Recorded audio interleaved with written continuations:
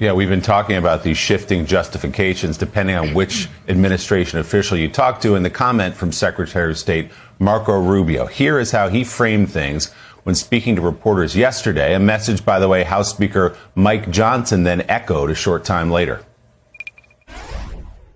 There absolutely was an imminent threat, and the imminent threat was that we knew that if Iran was attacked, and we believed they would be attacked, that they would immediately come after us. And we were not going to sit there and absorb a blow before we responded, because the Department of War assessed that if we did that, if we waited for them to hit us first after they were attacked, and by someone else, Israel attacked them, they hit us first, and we waited for them to hit us, we would suffer more casualties and more deaths. We went proactively in a defensive way to prevent them from inflicting higher damage. Had we not done so, there would have been hearings on Capitol Hill about how we knew that this was going to happen, and we didn't act preemptively to prevent more casualties and more loss of life.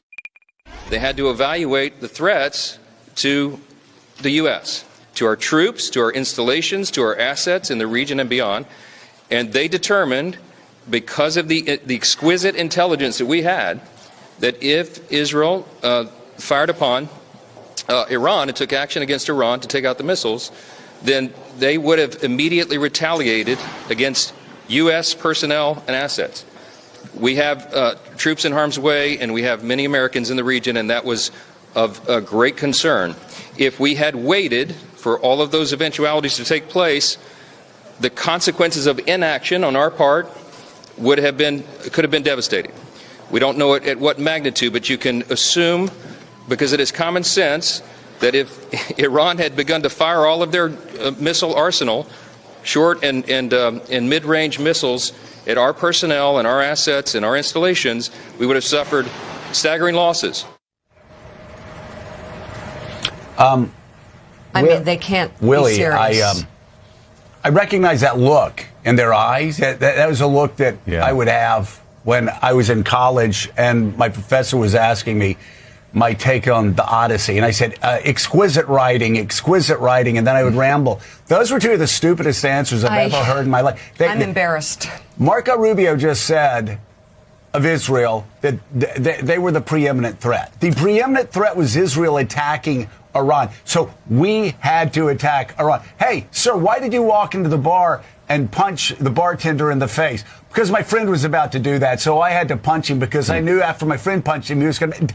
This makes no sense. It certainly makes no sense geopolitically. It's just stupid. If this is, I can't imagine justifications for the war being stupid. They were doing much better just saying they're the epicenter of terror since 1979. They had to be taken out. But this is getting insane now. Yeah. It is, and it also flies in the face of everything we know. That wasn't like Israel was suddenly freelancing and snuck up on the United States who was going to do it. We have our own deep reporting. The New York Times has an extensive piece this morning about Prime Minister Netanyahu lobbying Donald Trump for months and months and months leading up to this day, how they picked the day, completely in concert with Israel. So the United States knew exactly what was happening and what Israel was thinking. But to your larger point, this is not what the president has said. This is not what other officials have said. They said there was an imminent threat to the United States. President Trump said that, meaning they had long-range missiles, he suggested yesterday, that could reach the United States. Most people say that is not true. Most experts, even administration insiders, say that's not true. The other rationale we heard is that they were on the brink, Steve Witkoff said on Saturday, a week away from getting the nuclear material they would need to make a nuclear bomb. Most experts, most insiders say that's also not true. Willie, by the way, I'm a week away.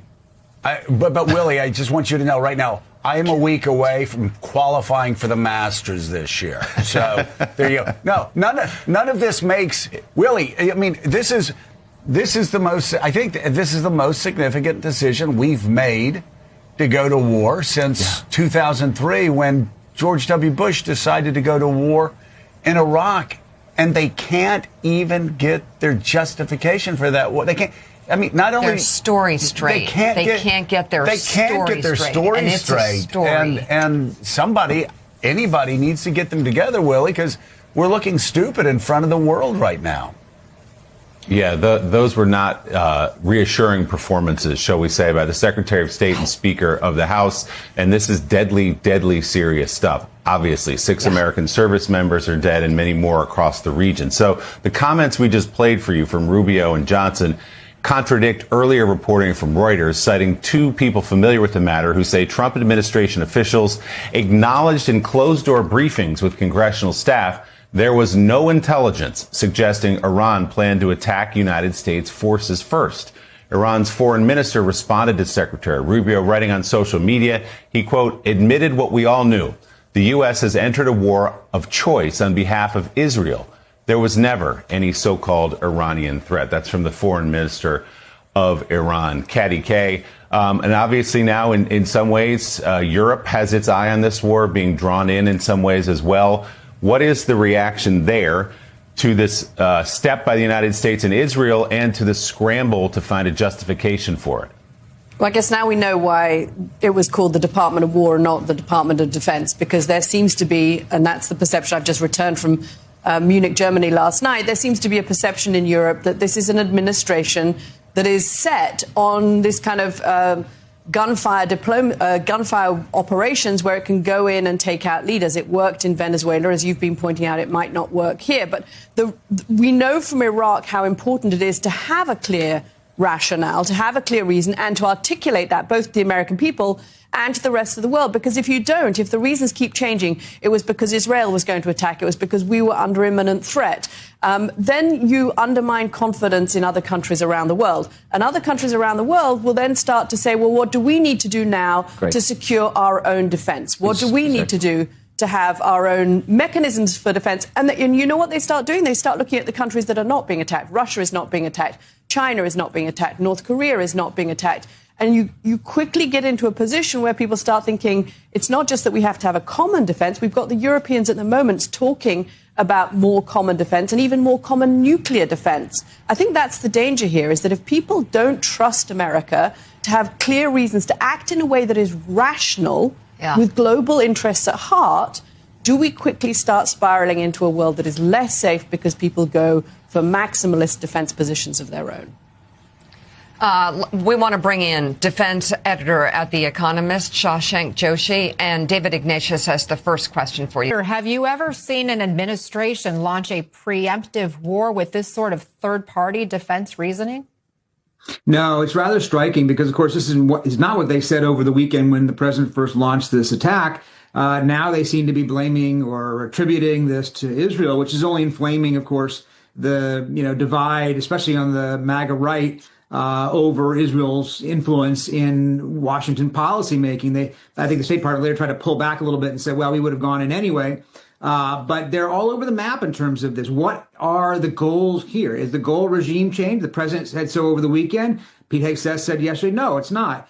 Is the goal to go after the nuclear program? Well, the president told us, as recently as last week, that the program had been obliterated. So why are you going after a program that you obliterated? He hasn't really explained that. Ballistic missiles, fine. But a lot of experts say they're still years away from having the kind of missiles that could hit the United States that the president was talking about. When the president gave his explanation, he gave a grab bag of grievances that the United States has had against Iran over 40 years, 50 years, all of them true, but no explanation about why now, why at this time. So Rubio's comments are interesting in terms of timing at the very least. Yeah, Secretary Rubio also said one central goal is to take out Iran's short-range missile capability. Barbara, that contrasts with what President Trump said hours earlier, that this was really about Iran's long-range threat and that they were trying to develop a weapon that could eventually hit the U.S. If the White House can't even clearly explain what started this war, how can they be clear about how it ends? What does success even look like? Well, that's the issue in military operations, isn't it? Very easy to get in, very tough to get out of them unless you have a clear end state. Now, as we all know, we've got this, as Peter said, this grab bag of measurements of what they want to do. But how do you know when you've achieved victory? Unless you're going to get Iran to capitulate. And that might be an interesting question to look at. Is the goal here to get the regime to utterly collapse and basically capitulate to Israel and the U.S.? That would be the clearest outcome, but don't count on it. I think it's very unlikely. you're going to see that kind of end state take place. The question about imminent threat is a big one, Peter. Lawmakers say this administration has offered zero evidence of an imminent threat from Iran. And of course, they didn't go to Congress at this point to get war authorization. And two U.S. officials corroborated that with MS Now related to what we're hearing from lawmakers. So is the U.S. government a credible messenger on this war right now? Well, it's hard to be credible if you can't keep your story straight, right? If you can't have a consistent message, and so far it hasn't been consistent. I actually think that the reason why the United States decided to go in now, at least one of them, is not that Iran poses an imminent threat, but that in fact it's actually weak because it's back on its heels because of last year's strikes. It was an opportunistic time when the United States and Israel could go in and finish the job as they saw it without much risk to American forces. Peter Baker and Barbara Starr. Marco Rubio made what many say is a major mistake, and reports suggest Trump was not happy about it. Rubio appeared to say the quiet part out loud, implying that the United States was simply following Israel's lead. For a lot of observers, that wasn't exactly shocking. There has long been debate in U.S. foreign policy across both parties about how closely Washington aligns itself with Israel. Critics argue that there are often strong differences, but publicly, leaders tend to frame decisions as fully independent and based on American interests. Politics, in that sense, can feel a bit like pro wrestling. Many people think they understand how the system works behind the scenes, but there is still an expectation that officials will maintain the public narrative. Trump, for example, framed the action as America making its own thing in the name of freedom and democracy. Rubio's comments, however, seem to suggest the US was reacting to Israel's moves, rather than leading its own strategy. That shift in tone is what created tension. First, it risked making the administration look reactive instead of decisive. Second, it appeared to contradict Trump's messaging, and third, perhaps most importantly, in Trump's political orbit, it embarrassed him. In Trump's world, loyalty and image often matter more than anything else. Whether or not the criticism is fair, publicly undercutting the president's narrative can quickly put someone in political danger.